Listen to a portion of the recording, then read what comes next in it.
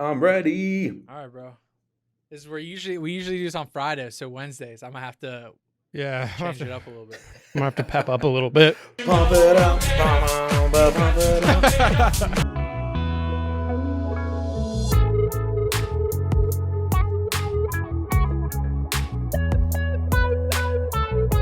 We're ready to go. Okay, I'm ready. Hell yeah, we got the newest guest to DeliveringMore on the show today. We have Zack Oates of Ovation. Zack, thank you so much for joining the program today, man. Dude, stoked to be here. I guess dudes, stoked to be here. Yeah, you got the co-host action. I know typically it's just a single host on your guys' end, but we got the tandem, Tristan and Ben here as always. Make for some good rapport. Yeah. We like to get a little banter going, feed off each other, and go from there. I do want to quickly introduce you to our viewership, who may not be as familiar with you and Ovation as a whole. So let's get a little backstory on you, I guess. Obviously you're a Utah guy, born and raised. How long you been out there? And Jersey. So I'm a Jersey boy. Oh wait. Who transplanted here to Utah. Oh, okay. I guess I must have just assumed a little bit too much on our pre-call. I know there's not too many people. Usually people that are in Utah are from Utah, unless they're escaping the prices of California. But yeah, I'm a Jersey boy, and somehow I missed the chute that goes right down to Florida, and I zipped on over to the Rockies.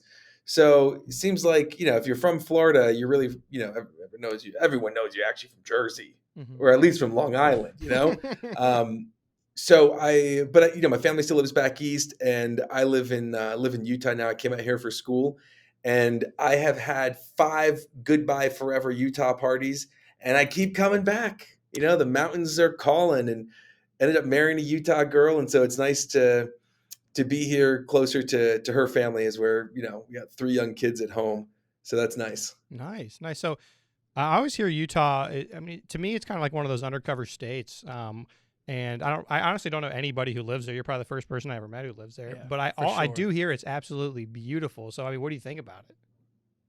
I am not, I'll be honest. I don't ski, which is really bizarre. It's like living in Hawaii, and I don't like the ocean, but there's so many other things to love about Utah. And I'm not a big fan of cold, but I love the outdoors. I love the mountains. I love, I used to love camping. Don't love it with toddlers. That's always, that's a little pretty bit rough. understandable. But it's a great community and unreal, awesome startup scene. So super fun. There's a lot of great startups here, a lot of really awesome, passionate entrepreneurs.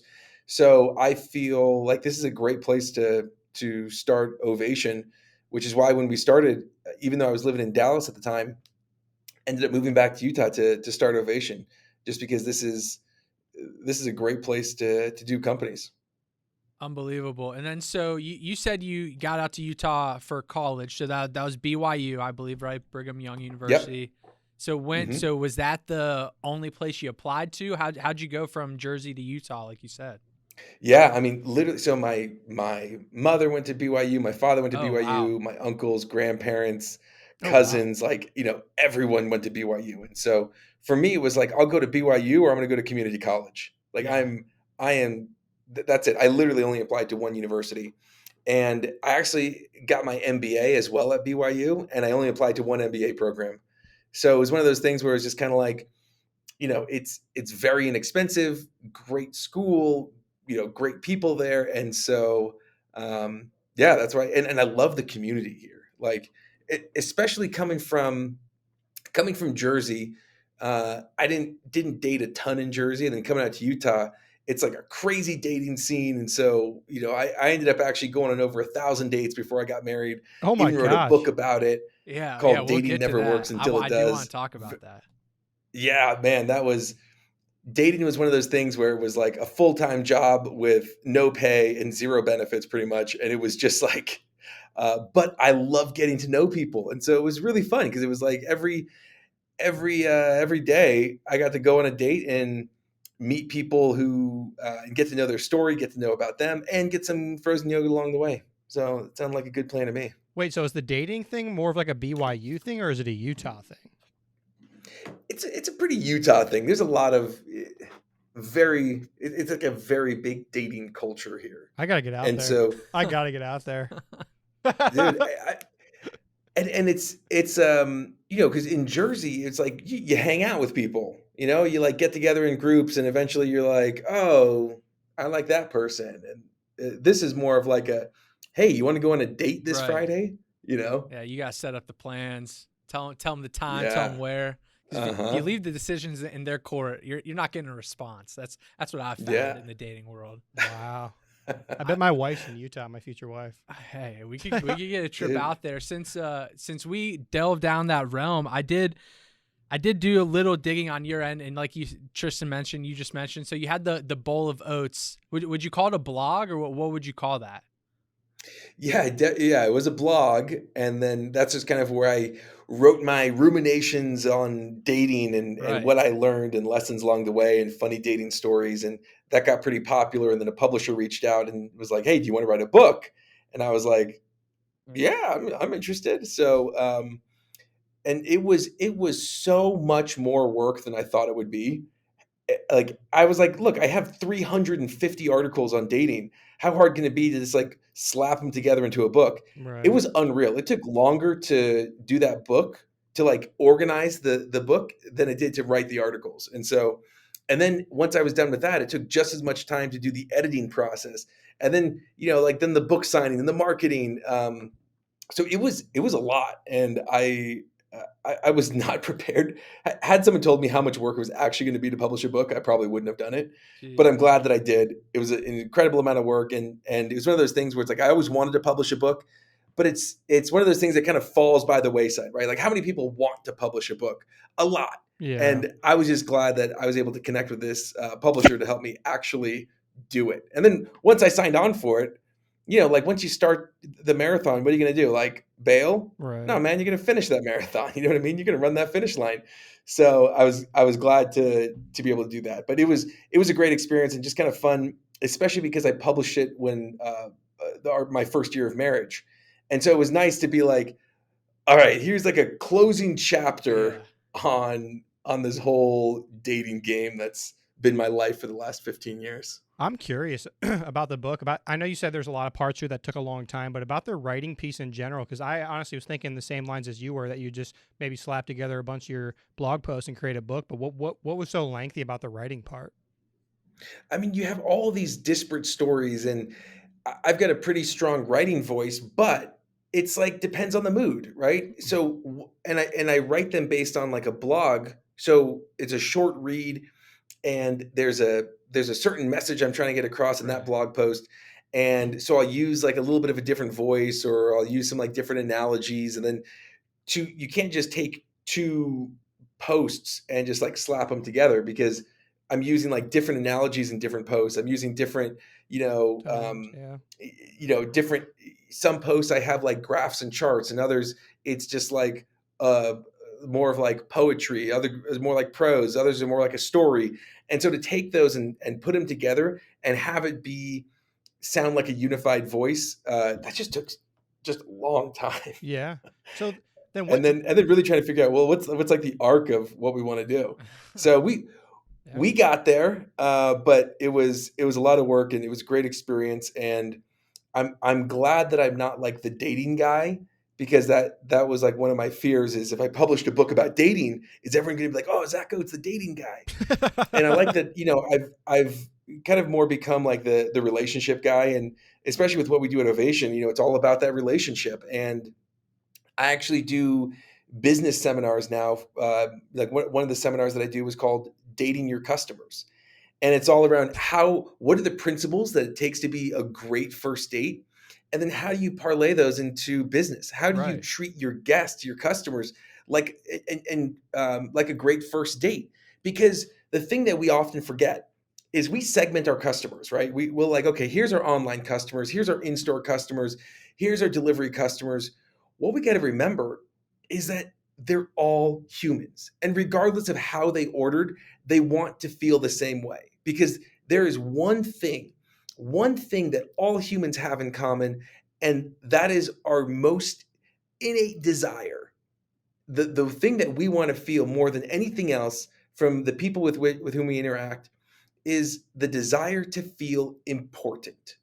Mm. And that desire, it doesn't matter how they order. It doesn't matter how you engage with them.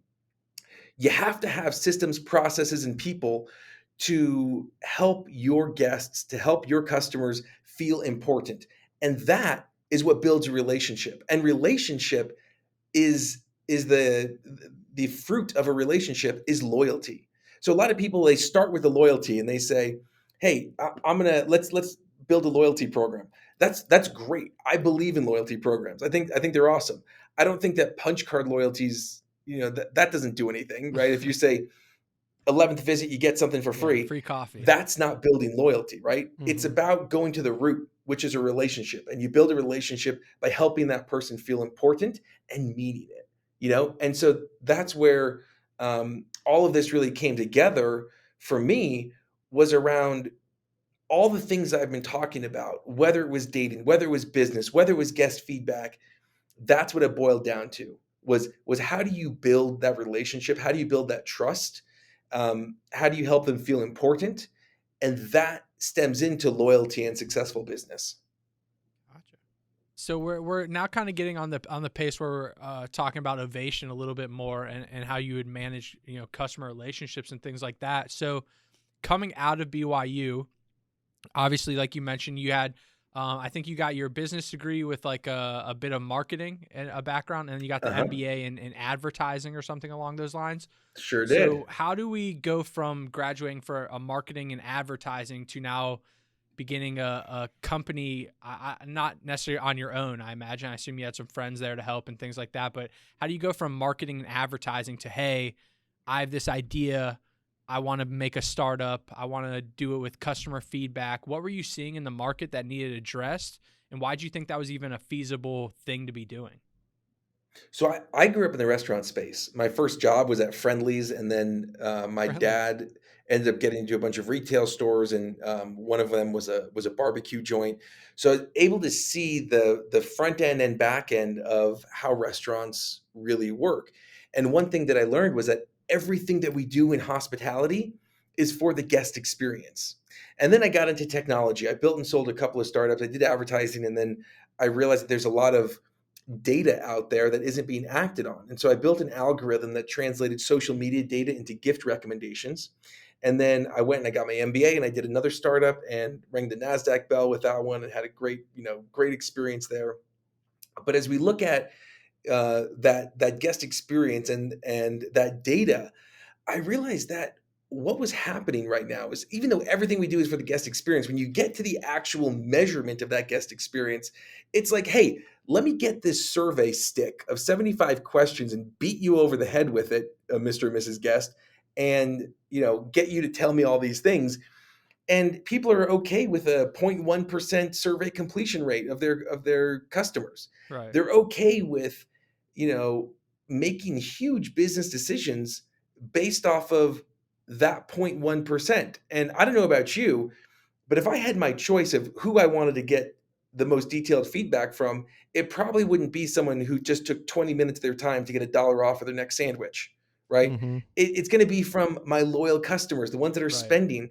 And the ones that are Reoccurring. spending, they're not taking the time to take those questions. They got better things to do. And so, seeing all of this and having a really good understanding of the data, I really wanted to understand. I really wanted to fix that problem and to make it a really seamless solution for the guest. And so I started interviewing guests, interviewing GMs, interviewing restaurant owners, and realizing that there's a real problem out there with the feedback. And people feel like they're stuck between either choosing no form of feedback, a long survey that nobody's going to take, or online reviews that's just too little, too late, too public. And so with Ovation, I developed a tool with a great team where it's a 2-question survey. It's SMS based. It focuses on driving revenue and driving action and driving improvement. And it's able to give you 75 answers by asking 2 questions. You don't have to ask 75 questions to get 75 answers. Mhm. But operators, restaurants, marketers, we want to know all of these answers. And the way that you know those answers is to do what I learned to do, years ago when I started my first company, which is take that unstructured data, analyze it, and derive meaning from it. So that's the whole premise of Ovation. That's why we started, and it's been incredible as we've, especially with the surge of off-prem, the desire to understand that data has been is stronger than ever. I mean, think about it. You go to a restaurant and traditionally you sit down at the table and eventually the server's going to come by after they get your order. The manager's going to come by and they're going to do a table touch, right? They're going to come up and say, "Hey, Ben, how was everything?" Well, they might not know your name, but they're going to say, "Hey, how was everything?" And if it's good, what are you going to say? It's great. Yeah, it was great. It was great. And if it was bad, what are you going to say? Well, yeah, it was great. It was great. Yeah. And then go leave a bad review, Yeah. right? Like that's the whole reason that the table touch doesn't really work anymore. But you make that table touch digital, and now all of a sudden you can get honest feedback. You can get great data. And yes, it's unstructured, but there's enough machine learning and smart data analytics out there that we're leveraging. So that way we're building our own intelligence tool to take that feedback and be able to show you trends and actions and allow your managers to actually respond to that guest and make sure that they're coming back to close that feedback loop, not some laborious process of, I talk to some people and they're like, well, they go to the contact form and they write an email and then we get the email and then we forward that to the franchisee and the franchisee writes to that customer and then CCs us on that. And then we'll track it in our back end system and mail them a gift card. And it's like, are you kidding me? Innovation, you do all of that with 3 clicks, right? And it's like, and so that's the whole reason is that the driving that value from feedback is something I feel like has been long overdue in this industry. So are you saying, Zach, like when somebody is going to give feedback, that they're with Ovation, that they're not bombarded with like 15 questions? Are you saying it's almost just always 2 questions? It's only 2 questions. No matter how much people have asked or how much they've been willing to pay us, we do not let them ask more than those 2 questions. And the 2 questions are very simple. It's like, how was it? And tell us more. And if it was great, then we push the happy people to buy more products, to schedule a catering order, to get merch, to get a gift card, or to leave a positive review. And our customers get 226% more 5-star reviews. And if it wasn't great, then we have a super powerful, very easy to use chat tool where the manager has the Ovation app downloaded on their phone and they can respond to that guest in real time. And the guest, they just get it's just a conversation, but to the manager and to the whole brand, it's a very simple closed feedback loop that keeps things private and allows them to resolve those concerns. So now, as opposed to online reviews where you hear from the people who had a super great experience, or you hear from the people who had like a terrible experience, because it's so lightweight, now you could hear from the majority of your customers. Now you could hear from the people who were like, hey, I loved it, but man, it was just a little bit slow this time. Or like, shoot, I wish that you didn't forget my sauce, but everything else was really good. Those are the things that take you from a good brand to an incredible brand. I agree with that. We're so as far as receiving the feedback itself, do you have numbers like on how often you're actually getting direct feedback as opposed to not necessarily a competitor, but like the old modern times you're saying, like you send out a text, you have a 75 question booklet you got to answer, then you get like 1 free drink at your next sit down. Comparatively to that, how much more often are customers responding to your guys' feedback loops as opposed to something a competitor would be doing? So compared to receipt survey, we're getting over 18 times more feedback. Compared to an email survey or an in-app survey, we're getting 4 to 6 times more feedback. The nice thing is that because it's so easy to take action on this, it's actually taking less than half of the time to manage those pieces of feedback. Mm-hmm. And so on average, you're going to be looking at someone who will get a 0.1% survey completion rate. And that is of all of their customers, what percentage of them are taking the survey? on our integrations, we're getting over 20% of tickets to end in a completed survey. So you're getting such a wide swath of feedback from your guests, and you're able to really make sure that every experience is good. Because there's some people who will say, well, hey, I only want to survey my guests once every 10 times they come in. Well, why? Every single experience is critical because you are only as good as your last experience with that guest. There are guests, I know that there are guests because I've seen the data and I've heard the anecdotes where they'll be loyal to a place for years, and they'll have one bad experience, and guess what? They are out. Right. Why? Because the restaurant hasn't invested in building a relationship of trust with them, and the switching costs are so low. And especially in this day and age, as you know, there's lots of talks of the recession and all these things that are happening, and gas prices and people tightening their belts. You cannot afford to lose a customer. It costs you 5 times more to get a new customer than to bring a current customer back. And 70 to 80% of your first-time customers aren't coming back. You want to know why? Ask them. Yeah. Ask them. And don't ask them with a 75-question survey. Ask them with true hospitality, with this digital hospitality. Ask them in a way that they're going to respond to you. Ask them in a way that you can respond to them. Ask them in a way that's going to help them feel important and acknowledged. And that's how you build that relationship of trust. And that's how you get that customer coming back.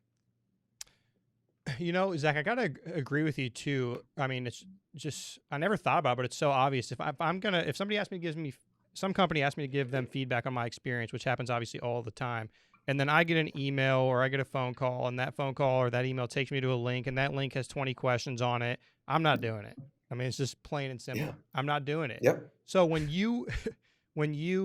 Ovation was becoming something, was that your vision in the beginning to make this a more simple and efficient process, or is that something you learned along the way? We started with the guests. Here's the thing about most survey companies. They start with the people, and granted, it's a smart idea, right? But they start with the people who are going to pay them. And they say, Mr. and Mrs. CEO of this restaurant, tell me all the things that you want to know from your customers. And they write it down. Okay, customers, answer all these things for my clients. And then GMs, figure out a way to respond to these guests. And it's like, that is the exact opposite way. Everything that we do needs to start with the end. We start with the guest. And so the thing that guests really were telling us about is they need it to be easy. They want it to be frictionless. And so we started with like, what is the easiest, most frictionless way that we can do this for the guests? And we looked to the market. We looked at the industry to say, what are other industries doing? And as we looked at the use of SMS, as we looked at things like live chat, right? We're currently on a podcast, a recording tool right now. And if I look in the bottom right-hand corner of this website that we're on, there's a little button. I can click that button and chat with somebody from this company, right? It exists. It's there. And not only does it exist and it's there, but that is the new expectation for the modern day customer. And so because you're not being compared to, Joe's Pizza down the street. You're being compared to Domino's, to Amazon, to DoorDash, to Grubhub. You're being compared to these giant companies. And so how do you look and feel and act like that? You got to make it personal. You got to fight hand-to-hand combat, and you got to make it easy to do that. And so the whole premise was, let's start with the guest. It needs to be frictionless. Then let's go up to the local level, the GM. It's got to be easy to respond to that guest because they are way too busy to go into the back office, hop on a computer, answer these emails. Like, make it easy for them. And I've been on the phone with someone. I've been on the phone with a customer. It was a GM, and we're getting some feedback on the product. They were taking some pizza out of the oven, and she was like, "Oh, look at this." And I was like, "What?" She goes, "I just responded to a conversation through Ovation." I was like, "Right now?" She goes, "Yeah. I mean, I got the phone up to my ear. I got a pizza, so I got a free hand, and boom, boom, boom. I just did it." And that's how easy we want it to be. And then you go up. Then we ended with corporate, and we said, "Okay, with all of this, with this analytics, here's all the information that you can get around day parts, shifts, categories, trends, locations, managers, content, all of this stuff we're going to give you. Now, do you have any other specific questions you need to ask? And sometimes they'll say, yeah, we've got like these 5 questions, like, how did you hear about us? Or do you want to be notified of vegan LTOs? Or, anyway, there's a bunch of, if they want to get a specific score on cleanliness of restaurant, like there are some things that they may want specific questions on. So what we do is the next day, you can send a follow-up text message. We call it custom questions, and it will say, hey, Ben, thanks for letting us know how things went yesterday. Can you answer 5 additional questions about your experience? And what we're finding is that when you follow up the next day with a longer survey, right? Those few questions that you may have to get a little bit more granularity on, you're going to get half of your guests that took that first survey to take that second survey, meaning that you're still going to get anywhere between 2 to 9 times more feedback in the long form survey than if you start with a long form survey. Right. Because, for example, once I've already raised my hand to say, I care enough about this brand to tell you something, then the next day, when it's more convenient, when the emotion has worn off, when I'm not mad that you're asking about cleanliness when I ordered it through DoorDash, like I can answer these questions more rationally. And so that's the whole premise is it's not bad to ask more questions. It's just going back to the whole dating thing. Take me to dinner first before you go in for the kiss. Yeah. You know what I mean? Like have a little respect. And that's what we want to do is we build that relationship with a quick pulse survey, follow up with additional questions only if the brand feels like they're not getting all of the questions answered from the unstructured data. And then that's how we can get that full and complete picture, starting with the guest, laddering up to the GM, and then completing with the overall trends. That's a good point too, because I was just thinking about myself. Like if I order a product or go somewhere and I really love it or I have a great time, if I get a message the next day or the next 2 days, ask me how it was, and I'm just like, I'm still ecstatic about it. I still had a great time, or I'm still loving the product. I'm willing to tell you like, hey, you guys did a great job. Like I do that. Or if it was really terrible, I'm itching to tell you that you're not doing a great job. Yeah, and it's like, how many times have you gone somewhere 7, 8, 9, 10 times and it was great, and then the 11th time something went wrong, and it's like, how am I going to tell you this? I don't want to leave you a bad review because you're usually good. Right. But this time something went really, really bad. And the only options you're giving me are either to call the store and complain. And I don't want to take that kind of time. I don't want to be rude. I don't want to ruin someone's day. I don't want to be that Karen or that Ken who's just like, going to be that next viral meme. Taking a long survey, which is taking too much of my time, or leaving a review, which I don't want to do because it's going to hurt you. So what do? I just don't go back, right? And that's what we find is that the majority of people who are leaving 1-star reviews, and I hate to break this to you if you're a restaurant owner, but they're not jerks. What they are is they want to feel heard, and you haven't given them an easy way to do that. Yeah, for sure. And so they want to feel heard. They will feel heard one way or the other, and whether it's through complaining to their friends or leaving a negative review, they're going to feel heard. But if you give them an easier place to vent, and that's what we, sometimes people look at us as like that safety vent box, or like, have you seen those yell boxes on like, you like put your mouth into this, like a soundproof box and you just yell. They're called yell boxes. You just gotta get the poison out. You what now? You just gotta get the poison out sometimes, Exactly, right? And so don't make them get the poison out on Google and on Yelp, right? Because yes, everybody says Yelp sucks, and yeah, it does hurt when you get the 1-star review. And by the way, every 1-star review loses you 30 customers, so you should be mad when you get a 1-star review. Wow. What I'm saying is, most customers that leave you a 1-star review are not trying to necessarily hurt your business. They're trying to feel heard, and you've made it too hard for them to contact you. That's a fact.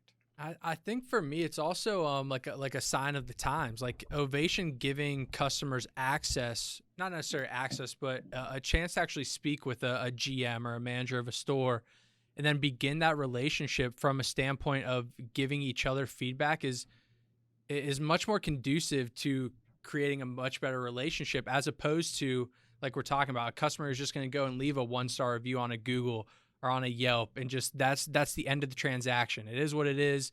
They move on. Your store probably reads it 2 weeks later when they have a chance to check their Yelp reviews, and then you think about it then. But when you're using a platform like Ovation, and that customer can send that review, the GM sees it that evening, they maybe respond to it that evening as well, and then you've already begun this relationship where you just did the minimal amount of effort to just begin that relationship. And the reason that customer is going to feel loyal to you now is simply because you did that small thing. Yeah. And just that in itself, the fact that the bar is set so low for responsiveness and for communication and for feedback, that just giving that simple transaction of some sort of interaction and reciprocation of how each other are feeling in the moment, I mean, that it creates relationships, I'm sure, that are, 10xing restaurants revenue day in, day out at this point. I mean, it's probably unbelievable. Yeah, and we found that when doing we had a larger customer who did a study side by side of all else being equal, what's the difference of using Ovation? And they're not even using our text marketing tools. This is just the guest communication platform, and they found that they were $2,000 to $3,000 more in revenue a month of those stores that were using Ovation versus those that weren't. And this was they did the study over 7 months. Now, the reason why is because, just like you said, people are more loyal. They feel like they care. And you don't need to give every angry customer a free meal, right? A lot of times people they just want to feel heard. And if you just say, hey, we are so sorry about that, I'll talk to the team about it, we'll work it out, so glad that you're a customer. Yeah. That's all they want to feel. That's it. It's also more than they're getting from anyone else. So like, what are you Yeah, exactly. And the way that we set up the survey of Ovation is that the guests are never expecting a text message back. The way that we set up the survey is you answer the 2 questions and then it's done, right? And I've complained, I vented, I get it off my chest, and then all of a sudden, 10 minutes later, an hour later, that evening, the next day, I get a text message with a personalized apology. It's like, wow. Yeah. And that's why they've actually done a study, and it's called the service recovery paradox, that if you were to do a trend line of how loyal a guest is, a guest who never has a bad experience versus a guest who had a bad experience and it was handled properly and to the guest satisfaction, that guest is more likely to be loyal than if they never had that bad experience in the first place. Think about when you go through something really hard with a good friend or with a spouse or with a significant other. It's like you become closer afterwards because, yeah, maybe you messed up, but then you said sorry, you worked it out, and now afterwards, you're closer than you were before. Again, going back to the thing, we're not dealing with customers. We're not dealing with guests. We're dealing with humans. We're dealing with humans. And you're not going to, the same things that make a relationship stronger after a bad experience in a marriage, in a relationship, is the same exact reasons, the same emotions, the same reality of what will make a customer more loyal to that restaurant. But again, if I go to my buddy and every time I hang out with my buddy and I let him know, I'd be like, hey, dude, it kind of offended me when you did XYZ. And he doesn't even bring it up or doesn't apologize, doesn't do anything. I'm eventually going to stop hanging out with that buddy if it's something that's important to me. Right. But if he's like, oh my gosh, I didn't know. Thank you for telling me, dude. Let me work on that. Then how do I feel towards him? For sure. I'm going to feel, you feel closer. And I think that's the thing that when you strip everything down of what is business in the relationship, again, going back to that whole thing, it's like, how are you making that person feel? And this isn't some entitled Gen Z, I'm not going to waste my time on them, but this is just the reality of human nature. And we are in the service business, and our customers, we don't have, trained psychologists as staff, right? But what we do have is awesome pieces of technology that will Tony Stark them, right? We don't need a superhero. We need someone to wear a super suit.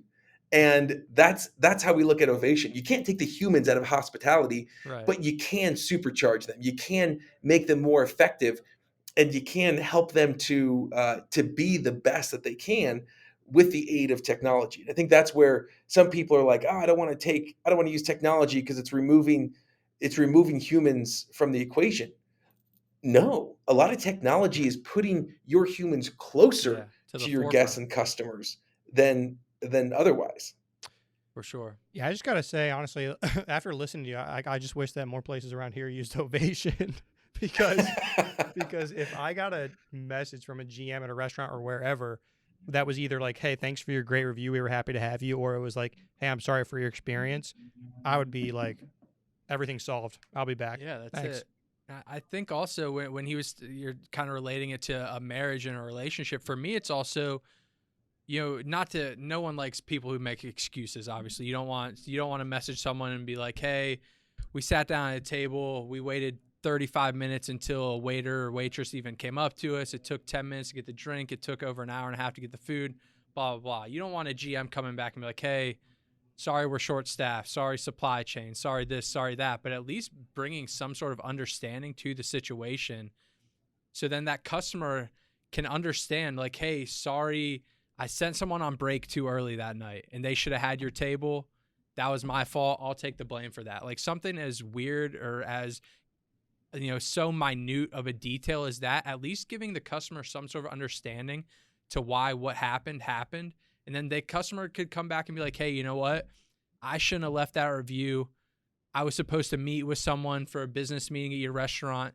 They showed up late, then your waiter showed up late, and everything ended up down the tubes." I'm a human too. You know what I Yeah. mean? So then, so then at least there's some sort of understanding and reciprocation between the two parties to like understand where each other are coming from. And just opening up the lines of communication, I think, is in its simplest forms the best you can do it a lot of times. Mm-hmm.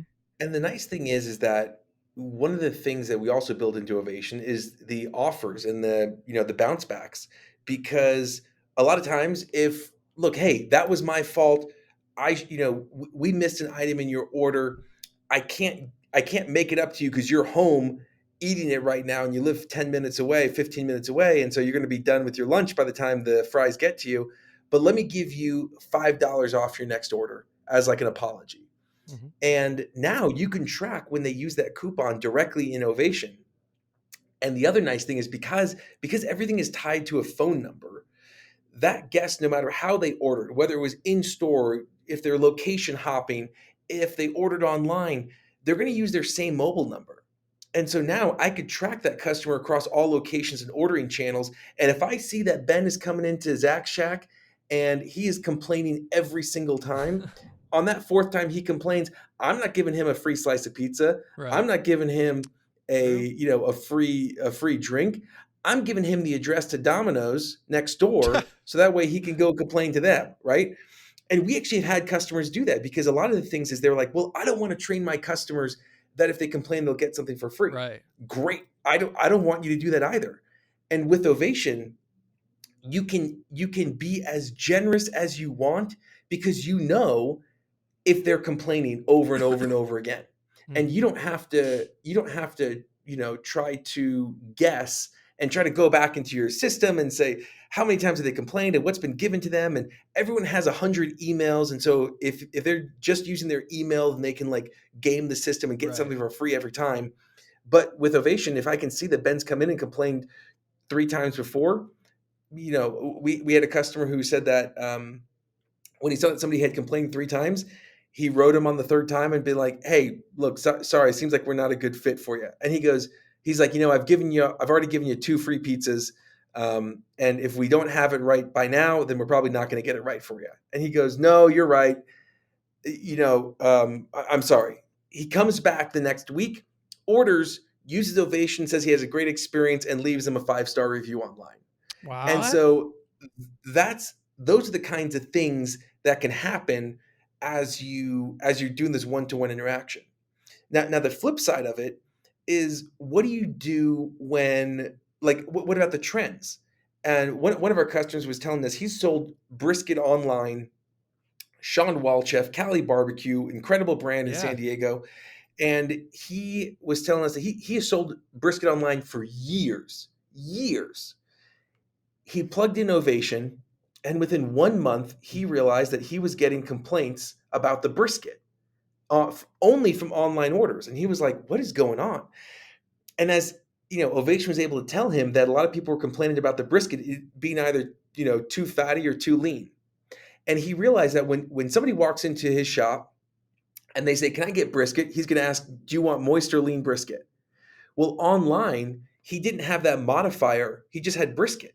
And so they were, his staff was just serving just up give whatever whatever they served up. And so that was something where for years he was having that issue, but it was never like a big enough issue for people to go and leave a negative review about. It was never a big enough issue for somebody to call the store. Or if they did, the staff just said, oh, sorry. Like, what do you want us to do? And he never heard about it. And within 1 month, he realized that he had that issue, added that modifier, and customer satisfaction went up and complaints of the brisket stopped. And so those are the types of things. It's not just about the individual customer fixing it. It's about how do you fix the root problem that's causing those issues. And then it's just like whack-a-mole. You just take it down one by one. Right. What's the biggest problem? Let's whack that mole and let's go to the next one. Yeah. Yeah, Sean, I know, I don't know if you follow him and Matt Platt from America's Best Restaurant, but they're about to come out with a new podcast here. I'm pretty pumped to see that coming out here, I think at the end of the week. So those are two guys I follow pretty heavy-handedly over there on LinkedIn and everything. So shout out to those guys. I'm honestly kind of wowed by Ovation as a whole. I think the platform gives access to, customers and managers and corporate entities. It's such a different access to customers and a communication tool that can just drive such better retention, such better interaction, and obviously the feedback piece being the thing that binds everything together. It's just wild to me to think that not necessarily that COVID kind of brought all this to the forefront, but that things like this technology were never thought of previously. I think like now that restaurants were kind of pushed into a place where they had to reevaluate, how are we doing online ordering? How are we getting feedback? How are we doing delivery? And now it's like they're going through all their tech stack one by one and being like, can we be better here? Can we be better here? Can we be better here? And there's such glaringly obvious things that could easily be fixed. One being customer retention, the other being customer feedback. A major piece that we fall into is the last mile delivery. So I think it's just wild that there's products out there that people don't even know about and can almost be turnkey. And you're like, you told me how many integrations you guys have, or you're able to integrate to basically anything, correct? Yeah, we have over 50 integrations right now. It's super simple. Literally, if someone's like, hey, I want to sign up for Ovation, it's a half-hour onboarding and a half-hour training meeting. Right. It is one of the, it's a super lightweight tool because it sits on top of everything that you're doing, and it's that last line of defense, right? What happens after that last mile delivery? Well, then it's the guest experience. What happens after they get their food? Well, then it's this experience. What happens after the pickup? It's the experience. And so it just is that filter that sits right on top of everything, and it makes sure that the good goes public and the things to improve on actually get improved and get addressed. And that's the benefit. And honestly, you guys are solving a problem that, like, in a way, like, I've experienced but I've never thought about. But then when you really, like, when you put it into perspective, it was like, that is such a problem. Like, that problem needs to be fixed, where you leave a bad review even though it's just not a bad company, things like that. And honestly, if you have a manager or an owner of a company that cares and you pair it with Ovation, you got a recipe for success, to be honest. Amen. Awesome. Amen. Awesome. All right, man. Well, I appreciate you joining us here today. I know before we get out of here, do you where can the people follow you, your podcast, ovationup.com, I think is the link, or anything you want to plug? Yeah, check us out at ovationup.com. You could find me on LinkedIn, Zack, Z-A-C-K, Oates, O-A-T-E-S. I'm the guy with the poofy hair. Yeah, and some sick Hawaiian shirts usually. Always posting some fly content on there. So come hang out with me on LinkedIn, and then go check out Ovation. Would love to see how we could work with you as either a partner or a customer, because we love working with others and we love building value. And And if this sounds like something that's interesting to you, I'd love to help build some value over there. Amazing. All right, man. Yeah, I think that closes it out. Again, we appreciate you joining us, and I'm sure we'll be talking very soon, man. Thank you so much. Thank you, Awesome. Zach. Thanks for having me on, team. Absolutely. Well, how about it, Benny? T, I'm gonna tell you what, man. I feel like we're saying this more often and more often and more often, and maybe it gets repetitive. But some of these conversations we're having as of late, man, they feel easier. They feel more organic, more authentic, and the individuals we're talking to lately seem more and more passionate. It's like we keep finding individuals who are just ramping it up and ramping it up and ramping it up, and it's hard. It's just hard not to reciprocate it. Not that you wouldn't want to reciprocate it, but I mean, it just comes so easy. Well, I think we're honing in on a few things. One, we got our podcast voice. You know, we're almost 30 episodes deep, and we know how to have a conversation on camera and not be fazed by that. Two, we are honing in on the type of guests that we want to bring on this podcast, and they are guests who are passionate about, you know, their work. For and sure. Also they're just, you know, they're just cool people. Yeah. I will say, you know, I messed up out of the gate there, assuming he was from Salt Lake City. He mentioned obviously he's from Jersey. I don't know.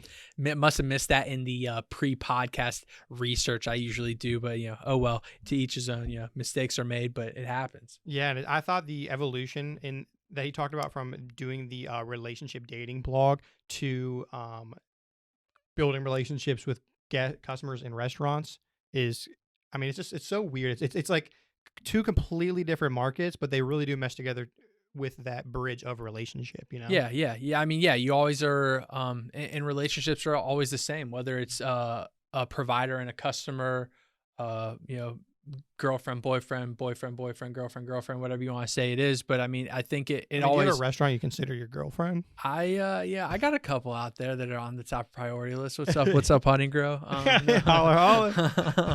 No, what's up, Luna Grill? I don't know. I mean, we got a couple out there. I'd love to court a little more, but I think like you said, relationships are, and one thing, you know, I think a lot of that makes or breaks relationships is the communication piece. Yeah. You know, are you addressing things when they come up? Are you actually giving feedback when you feel like it is needed? And are you responding to that feedback in an applicable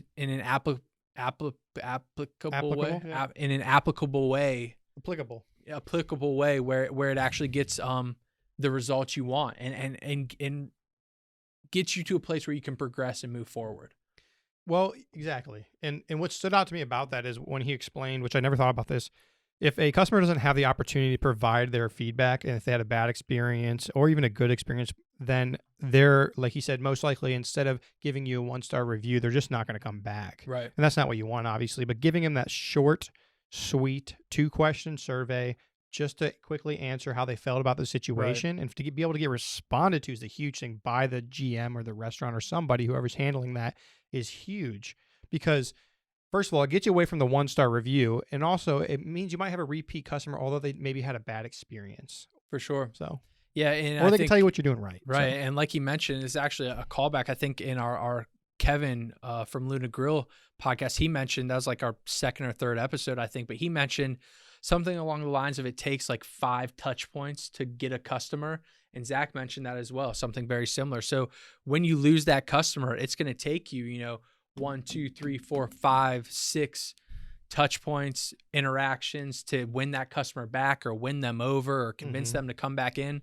So if you can avoid that altogether, and instead of just outright losing them, you take that negative interaction, turn it into a positive with some communication, with some productive conversation, and you just move right along. And you know, you never know. Next weekend, those folks are back in your restaurant giving you a second try, simply because you were able to have a conversation with them. Yeah, I definitely encourage everybody who's in the restaurant industry to check out Ovation. Yeah, I think ovationup.com, I believe, is the website he mentions. So yeah, please, if you're a restaurant operator, if you're a customer and you just want to check out what might be on the forefront for some places you frequent, check out these platforms. I mean, this is amazing stuff these guys are bringing to the industry we operate in. And man, I don't know. Another great episode. Always love having those conversations. But let's close it out, T. Like always, You give them the link. You give them the link. All right. You can come to the www.ideliverthat.com/podcast. There you can leave comments, questions. You can submit to be on the podcast. You can submit to be a driver as well. And we want to hear your feedback. We want to also give you the hotline number. We have a hotline, DeliveringMore podcast hotline, which you can call in. So this is rather new. We're just getting it out. We don't have too many voicemails yet, but it is 330-299-5086. As always, 330-299-5086. When you call that number, you're going to be brought directly to a voicemail, and then where you can leave a message. Please be aware that that message may or may not be used on the podcast. If you're leaving a voicemail, we may be playing it. So just heads up. And we want to play. Well, hopefully you can leave stuff that you want us to play on the podcast. We can answer your questions. We can respond to your comments. You can argue with us a little bit. You can talk crap about Ben if you want. It don't matter. If you talk crap about Ben, it's getting on the podcast. That's a fact. Yeah. That's a fact. Yeah. And like T said, it's just this obviously is a delivery platform. We're talking about food delivery, the restaurant industry. But I mean, if you guys want to shoot the breeze and talk about something else, you want to talk about how the Cleveland Browns are going to make another trek to the Super Bowl this year. Oh, yeah, 100%. Well, they're going to make the Super Bowl and win it, you mean? Yeah, not another, right? It's been, 60, 70 years, whatever. But, I mean, or you want to talk about how the Steelers are going to have the worst quarterback in the league. Yeah, and they're going to be the worst team in the league. Yeah, they're going to go 0-17. I mean, that's just that it is – you can only state facts when you know the facts. Yeah, right? You heard it here first. And that is a fact. You going to put some money on that? I'm more than willing to walk over to Cody's desk and let him know a paycheck might be on the line. Oh, really? Yeah. Dang, dude. Another good one on the books. Another good one, T. Thank you guys, as always, and gals, for joining us on another beautiful Friday. We will catch you in a week or two. Thank you, as always. Thank you.